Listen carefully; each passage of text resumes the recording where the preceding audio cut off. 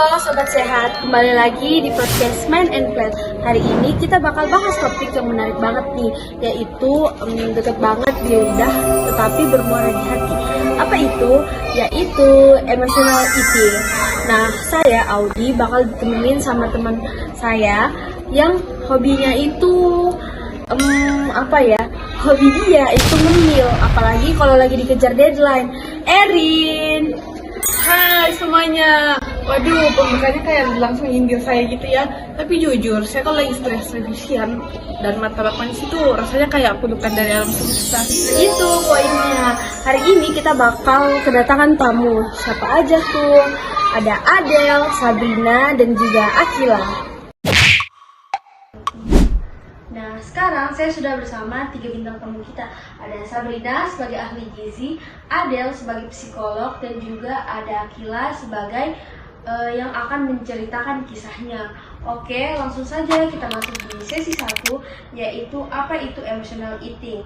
Jadi saya akan kasih pertanyaan buat Adele. Pertanyaannya yaitu, banyak yang menganggap emotional eating itu cuma sekedar nafsu makan. Sebenarnya secara psikologis itu apa sih? Jadi begini, di emotional eating itu adalah pola di mana kondisi seseorang menggunakan makanan untuk meredam atau mengelola emosi negatif seperti stres, kelelahan, atau marah. Ini bukan untuk memenuhi lapar secara fisik, tetapi ini adalah mekanisme pertahanan diri. Jadi benar banget Badel. Dulu ketika saya lagi sedih atau bad mood itu rasanya pengen makan terus, entah kenapa nafsu makannya tuh meningkat. Rasanya kayak mati rasa pas lagi makan. Nah, kalau secara fisiologisnya Mbak Akila itu merasa begitu karena saat kita stres, tubuh tuh melepaskan hormon kortisol namanya. Kortisol ini itu memicu keinginan untuk kita makan makanan yang tinggi gula dan lemak. Nah, makanan tinggi gula dan lemak ini itu otak kita yang mencari sebagai hadiah atau sebagai reward instan untuk menenangkan sistem saraf. Oke, selanjutnya kita masuk di sesi 2, yaitu perbedaan lapar fisik dan juga lapar emosional. Tapi gimana cara bedainnya Mbak Sabrina? Kadang perut saya itu bunyi, tapi saya bingung itu saya lagi lapar atau saya lagi kesel. Apakah ada perbedaannya? Nah, tentu dong ada bedanya Mbak Erin. Lapar fisik itu datangnya secara bertahap. Nah, ketika kamu tuh merasa butuh makan apa saja, misalnya sayur oke, nasi juga oke, dan berhenti makan saat kenyang. Nah, sedangkan lapar emosional itu datangnya dia tiba-tiba dan mendadak, spesifik, seperti harus es krim, harus seblak dan lain-lain. Nah, tetap ingin makan meski perut itu sudah penuh nih. Terus biasanya itu diikuti dengan rasa bersalah setelah makan.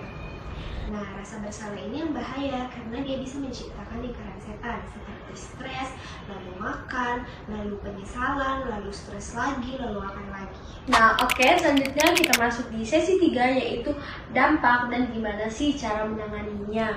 Nah, Akila, gimana akhirnya kamu bisa keluar dari lingkaran tersebut? Awalnya pasti berat ya, tapi perlahan saya mulai belajar yang namanya teknik mindful eating yang disarankan oleh Mbak Adele.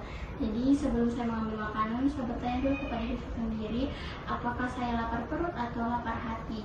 Kalau saya lapar hati, berarti saya akan mengganti hal tersebut dengan yang jalan kaki atau minum air putih aja.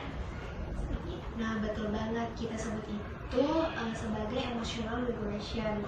Nah, di sini kita harus pintar untuk mencari alternatif dalam menyalurkan emosi. Seperti jika kita sedih, kita hubungi teman kita, atau jika kita stres, mungkin kita bisa melakukan meditasi. Nah, dari sisi nutrisinya, saya sarankan jangan diet yang terlalu ketat ya, karena diet yang terlalu menyiksa itu justru meningkatkan stres dan memicu binge eating atau makan yang berlebihan sebagai balas dendam emosional. Wah, jadi ternyata kemarin mata saya itu cuma pelukan palsu ya, buat kalau tujuannya cuma buat lari dari masalah. Ya, setidaknya kamu udah tahu kan cara mengatasinya. Nah, terima kasih untuk Sabrina, Adele, dan juga Akila diskusinya yang sangat asik dan dalam pada hari ini. Kesimpulannya, makanlah untuk menutrisi tubuh, bukan untuk membungkam perasaan. Sampai jumpa di episode selanjutnya. Bye-bye.